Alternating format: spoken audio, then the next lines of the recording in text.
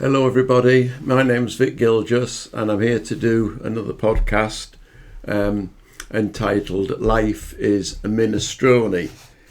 And I do this podcast to help you hopefully with your well-being and of course hopefully to help myself with my own well-being. So we're all in this together to try and help each other, and I hope this helps. And today I'm going to make reference to a number of songs and a film to use as metaphors, hopefully to illustrate to you how we tick mentally to give ourselves both happiness and unhappiness. So we can go from having a great life, you win, but the old saying goes, sometimes you lose, so that life can become a bad life. And as an example here, to help relate to this, I remember going out with a young lady when I was a young man, and basically it was very nice to start off with, but things finished, and I got a little bit depressed, fed up with women. And I'm thinking to illustrate this with a song by Supertramp, Breakfast in America. And that is the title track from Supertramp's 1979 album of the same name. So I'll read a little bit of the lyrics here. Take a look at my girlfriend, she's the only one I've got. Not much of a girlfriend, I never seem to get a lot. Take her jumbo across the water, like to see America, see the girls in California. I'm hoping it's going to come true, but there's not a lot I can do. So I felt a bit like that when me and this young lady finished our courtship. I was a little bit fed up. And so life turned from being okay, quite okay, to not being so good, and that's the way it can go. But this being life, full of up and downs, I not long after met another young lady and started going out with her, and really I think I was still reeling from my last not disastrous, but not very good courtship. And so I was a bit wary of women. In fact, I think I've become a little bit misogynistic. I started drinking and smoking on my own, and my friends said to me, come on, you snap out of it and go and look for a nice girlfriend. And I started going out with this young lady, but wanted to no strings attached. That was the word that I actually used. But she broke through that barrier very quickly by saying to me, well, if you come back with me tonight, I'll give you some chicken and chips. So we've been to this dance, and normally I went home and left her to her own devices. But that was good, and I was easily bought, as it were. So I went back for these chicken and chips, and cut a long story short, and I don't wish to be rude here or too much information, but I found out that I experienced that this young woman was very interested in sex. I suppose the terminology is a nymphomaniac, and I could not believe my luck, because I'd always, as a young man, unlike now, I was a bit like an Italian stallion, and this was like heaven. This was the best thing I could have hoped for. Somebody was willing to cook me chicken and chips and great sex. Anyway, so things went from being bad to being absolutely brilliant. This was my dream come true. But as time went by, and I'll cut to the chase now. One day, she had invited me to go for lunch with her, she was cooking me again another lunch, it was fish and chips actually, and I like fish and chips because I'm from Hull. And I decided not to go. I'd had enough. You can have too much of a good thing. And how can I explain this? I like eating steak and chips with fried onions, but if you have that every night for tea, you just get fed up of it. You want bread and jam after a while. And so I didn't turn up. And that was most rude of me, but it's how I felt. I just wanted to go and do something different. I'd had enough of all this. You can have too much of a good thing. And again, I won't go into some details of how she reacted, but she was not well pleased. And I suffered as a result of some of the damage that she did to one of my cars. She smeared the haddock she would have cooked for me all over my windscreen, and then wrote a very rude word in lipstick on my windscreen describing what she thought I was. So, how can I put it? Be careful of what you wish for, because that's life. Life goes up and down. I know those two are daft examples, but I think this is kind of when we start to see that the goalposts always change. And so life changes. In other words, you get a situation, it can be a job, it can be anything, and it changes. And that can be very upsetting if it changes not in your favour, as you think. But there again, things can remain the same, but psychologically, we change, you change. And so there's always eventually a disparity between what you wanted, what you got. In other words, the goals that you aspire to can become not what you, in other words, when you get what you want, it can seem to be not what you wanted, as per my example with that lady, or the fact is that you change yourself, or the situation changes. So it's what I would call the fecklessness of our psychology, and obviously the unpredictability of life, the unpredictability of form. And thank God it does, because this is the way the world is built. That form, the outside world always changes. None of us live forever. We eventually are here and eventually not here. In that sense, life can make you happy, it can make you unhappy. And the essential lesson here is that it's the way we think about life that makes us unhappy or happy. So circumstances can change, and if we accept the change and try and understand the change and work with the change, life can remain happy, or it can, in actual fact, seem just the opposite, because you can have paradise, as I thought I had, and psychologically stop being happy with it because of your thoughts about it. So it's always the way in which we think about stuff, because stuff will always change and our psychology will always change, and we are not our psychology, but we get ruled by our psychology, or we, not understanding that, can let ourselves get ruled by that. So I'm going to, as a metaphor here, talk about another song, and it is a song by 10cc, which is was an English rock band in mid-70s. Life is a minestrone, and that's the title of my podcast here, of this podcast for you. And I'll read some of the lyrics of that song, Life is a minestrone by 10cc. Love is a fire of flaming brandy upon a crepe Suzette.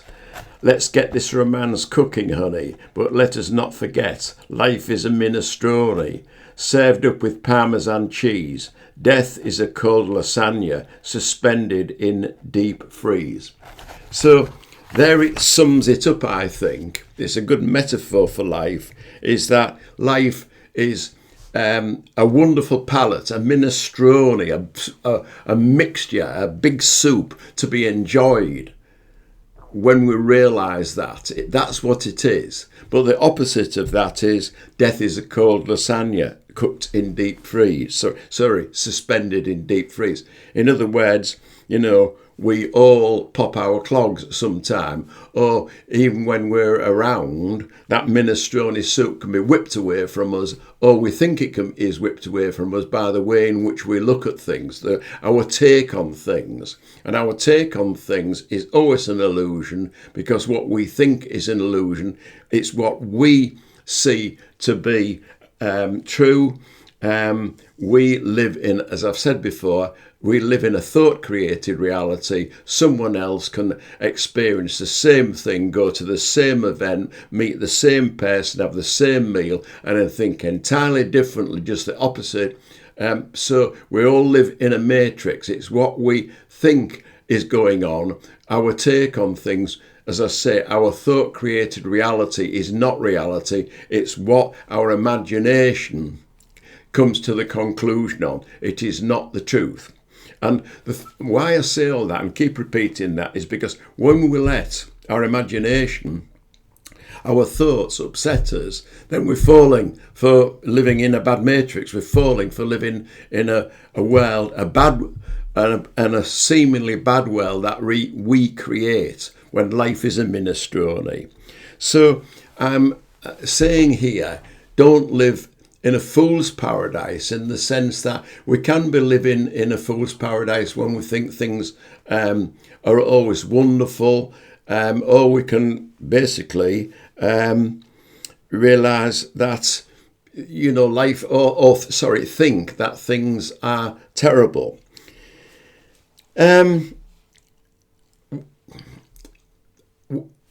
going back to what I've said is that we can, being up in our mind, can live an unhappy life, and basically when we die, basically in that moment maybe think, well, we haven't lived our life, because up until then we've been worried and upset about everything when it could have been differently. Then we die, and we could have lived a better life.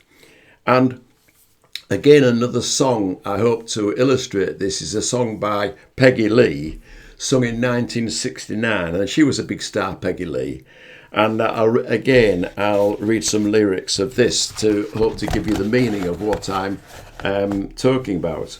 The lyrics are, "And then I fell in love with the most wonderful boy in the world. We'd take long walks by the river, or just sit for hours gazing into each other's eyes. We were so very much in love. Then one day he went away, and I thought I'd died, but I didn't. And when I didn't, I said to myself, is that all there is to love?" And that the title of the song is That All There Is. So I'll carry on. Is that all there is? Is that all there is, my friends? I know what you must be saying to yourselves. If that's the way she feels about it, why doesn't she just end it all? Oh no, not me. I'm not ready for that final disappointment, because I know, just as well as I'm standing here talking to you, that when the final moment comes and I'm breathing my last breath, I'll be saying to myself, is that all there is? Is that all there is? If that's all there is, my friend, then let's keep dancing. Let's break out the booze and have a ball, if that's all there is. Wow.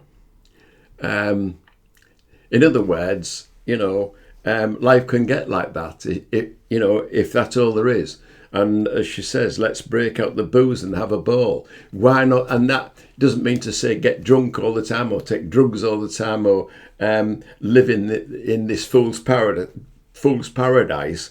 It just means to say, get with it, enjoy life. And I remember Louise Hay, brilliant well-being specialist, at one conference I went to in London, and Louise Hay actually on the podium said, and she was she was an old lady then, and she has passed now, and she said, I'm going to live laugh, dance, live, laugh, dance, live, laugh, dance, then die. That's what she said. Laugh, live, dance, die. And a friend of mine was talking to me the other day about he'd given some money to his granddaughter in order that she could go and pursue a master's degree, an MSc. And which he did. He transferred some money at the bank, and before they would transfer the money, they just said to my friend, be careful, because this very moment, instead of when she gets the money, she could be buying a ticket to go travel across the world. And he laughed and said, "Don't insult me. She wants to do a master's degree." Anyway, he transferred the money, and the next time I saw him, he said, "Do you know what my granddaughter's done?" And actually he was pleased about it, because a gift is a gift, and he's the type of chap that would want his granddaughter to be happy. And instead of going and doing a master's degree with the money, she went on a trip around the world, which she thoroughly enjoyed, according to him.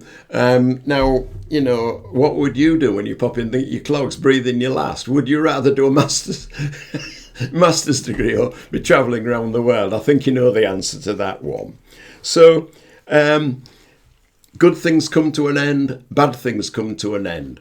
That's life. But, if we're not careful, we can let our mind torture us about life, because we easily get bored. We're built, I think, to want different, to explore, to see something new. And so sometimes, even when our conditions are fantastic, we become miserable, because we don't see what the mind does to us. We don't see how we are.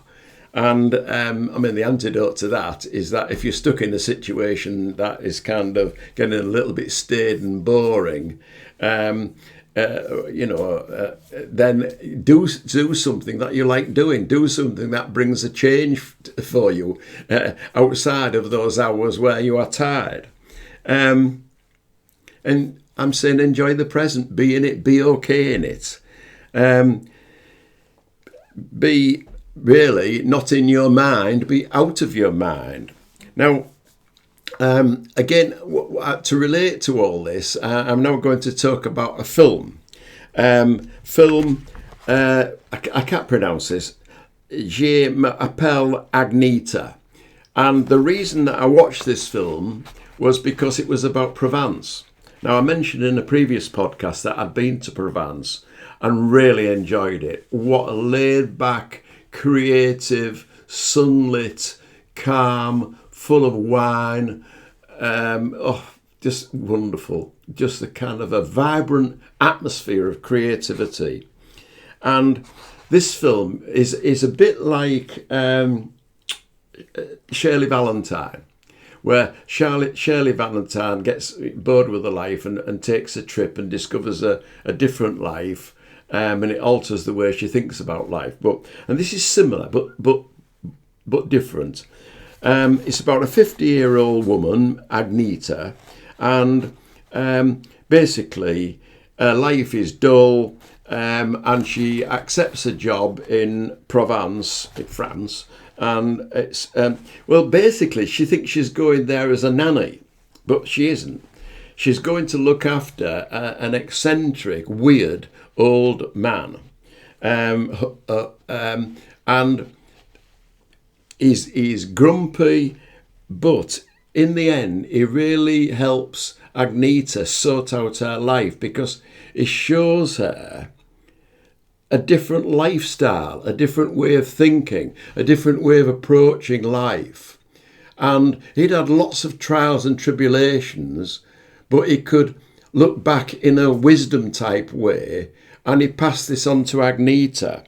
And it had a big impact on her mental disposition, because she began to understand how people like the old man that she ended up being the housekeeper for, when she'd been sent out, she thought to be a nanny for a little one. But anyway, it was a mistake that was made, and realised that she could accomplish anything that she wanted, and that she was not the staid housewife that she thought she was. and that life isn't over. And he teaches there that life is truly worth living. And that's the nice thing about the film. Now, and the difference between this and spoiler alert here, and Shirley Valentine, is that a husband travels actually it's a Swedish film, travels to Provence in France to persuade her to come back and calm down and all this, get this silliness out of her head, and and go back to being his kind of staid, put on, and she was misunderstood, and she was not respected as she that was the situation, and at the last minute, well, she did get a taxi to leave the village that she was in, and all her friends she left, and then realised that this was not what she wanted, back with her husband, and got out of the taxi and went back to this community to continue enjoying the life that she had changed her so much. So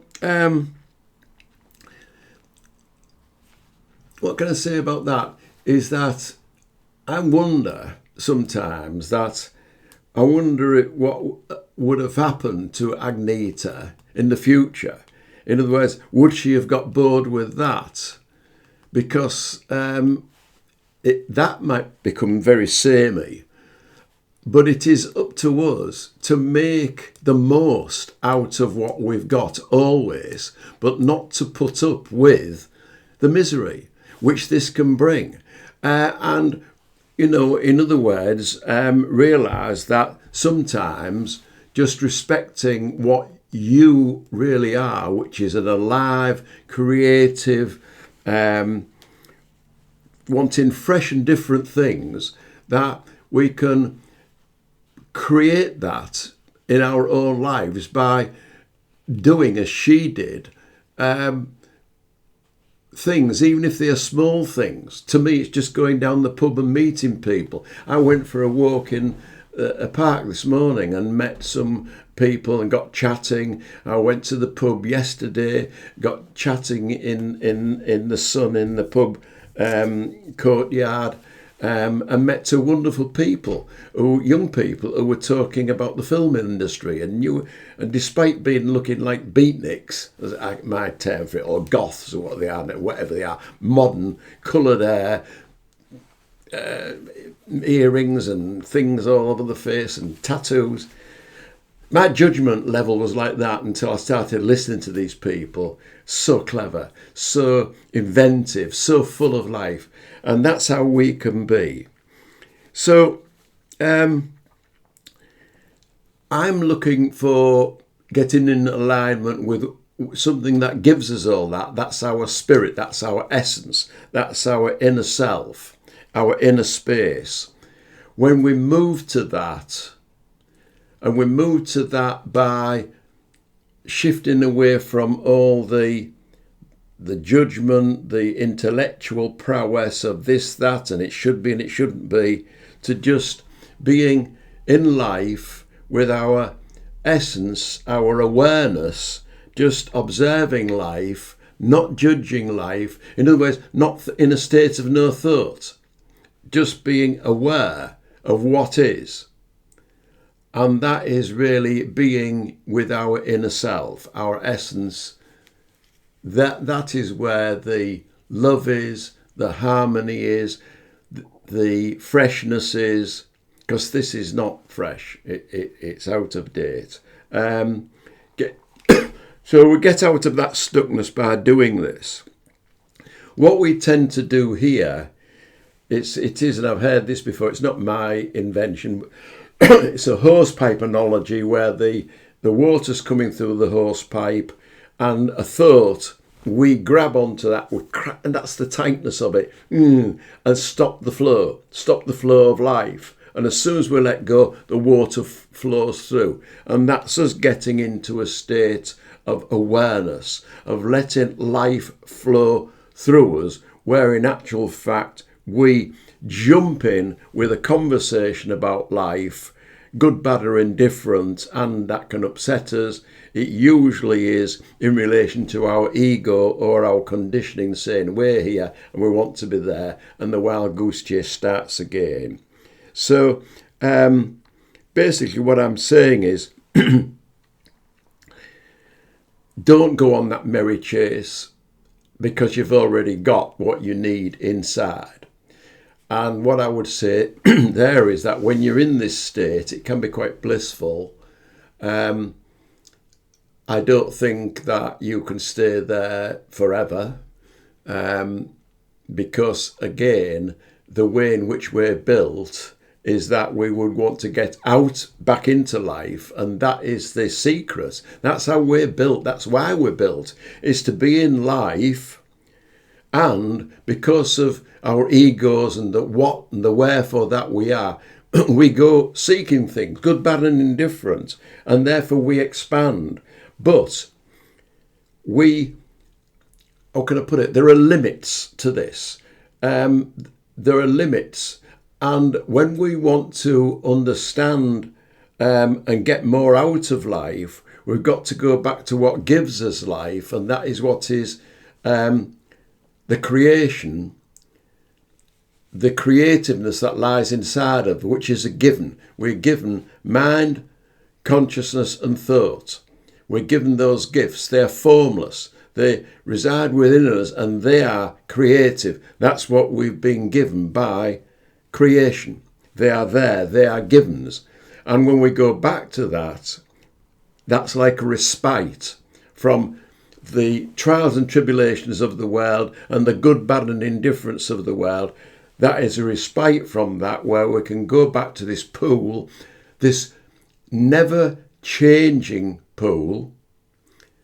It's a bedrock that we can rely upon because it's always there. We can go back to refresh ourselves, to be there, reside there, rest there. And in that, doesn't take long. It can take an instant. Just like walking in nature, when you're not thinking about anything, suddenly things start to come to you, knowings start to, you start to know what to do, get a feeling of what to do. And that's the secret. It's in the feeling. You get the tap on the shoulder, the knowing. And then you come out of that back in to the world of form. You come from the formless inside back into the world of form, being refreshed by your inner self, as it were.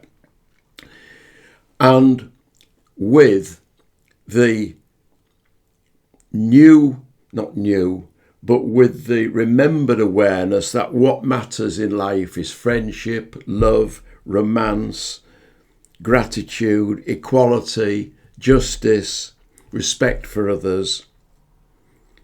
That's what you're going back to, because that's what we are built of, this oneness that is inside of us.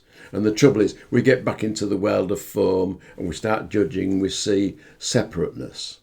No, when we get back to the one, we get to know what to do when we come back into everyday life. So I hope that's helped you. I hope it's turned out nice again. I think it has. We'll do a little bit of breathing.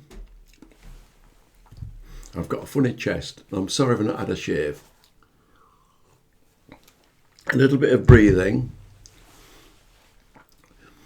So just sit in your chair, relax. And breathe in, 2, 3, 4. Hold, 2, 3, 4. Breathe out, 2, 3, 4. Hold, 2, 3, 4. Breathe in, 2, 3, 4. Hold, 2, 3, 4. Breathe out, 2, 3, 4. Last one.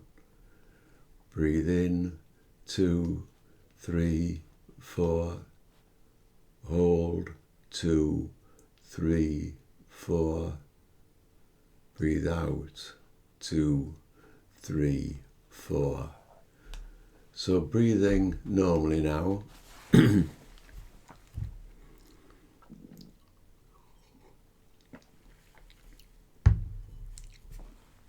Just do a little scan through our body, thanking the body. It just works away, looking after us as best it can. So just relax. Just relax from the top of your scalp. Just relaxing. Relaxed forehead going down, relaxed forehead, soft cheeks, going down, even the little muscles in the side of your neck there, just relaxing, going down to relaxed shoulders, upper arms relaxed, forearms relaxed, right down through a soft chest, that's easy, easy tummy, down to your hips, so relaxed, sat in your chair, just nicely supported.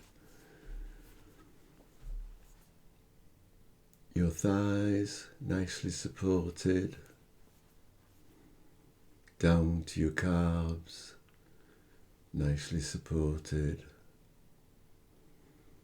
right down to your ankles, easy and relaxed, that's right. Your feet so relaxed now, just down to the very tips of your toes. Just relax. So relaxed. So, as I've said, life can be good, life can be bad, win or lose.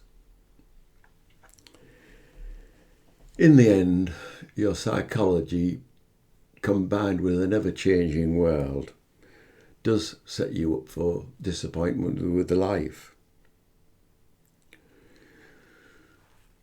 Trying to shift the way you think or shift the world to alter to suit what you want doesn't work neither.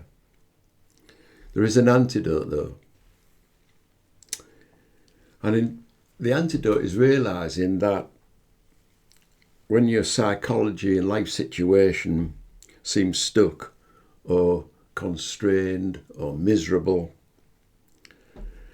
it's because these things are not in alignment with who you really are. They're not in alignment with your essence, your spirit. So, as I've said, this is the antidote. Get back to basics of who you really are. Your essence, your spirit, your inner space. This is where the love, peace, understanding, empathy, contentment, whatever, the kindness, this is where it is. It's already there. And when you work from that, and by settling down and just being aware of life around you without judgment, without thinking. It's not easy to do. But knowing that helps, just to be aware of life in the moment without it running through your mind. This refreshes you and enables you to go back out into the world wisely. Without judgment, with acceptance, with enjoyment. Because now you know that in the song of Peggy Lee, is this all there is? Well, it's everything. So, as Peggy Lee said, go out, enjoy life, live life. Because now you know how life works. And we don't let that get us down. Because we're more than that. We are us. So I hope that's helped. All my love. Take care. Hope to see you next time. Thank you.